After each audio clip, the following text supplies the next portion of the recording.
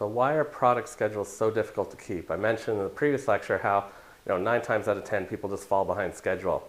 The thing is, it works both ways. Oftentimes people create a very detailed schedule. You ask your people, let's make a schedule, product release schedule.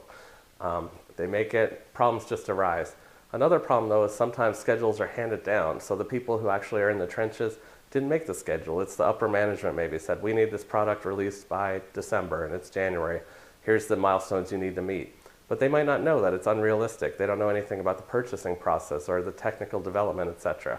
So having a too detailed a schedule or a schedule that was passed down from somebody else who's not really involved in the work that needs to be done is just as bad as not having a schedule at all. So I really encourage you to, when you put the schedule together, spend a lot of time, really think about it. Think about the tasks that need to be met. Are there any delays? Maybe you want to build in a buffer. If you have a high propensity to think there's going to be an issue, just build in a bit of a buffer so you already have it in there. But keep that in mind as well. So when you're ahead of schedule, you're not truly ahead of schedule, it's just that you didn't end up needing your extra buffer.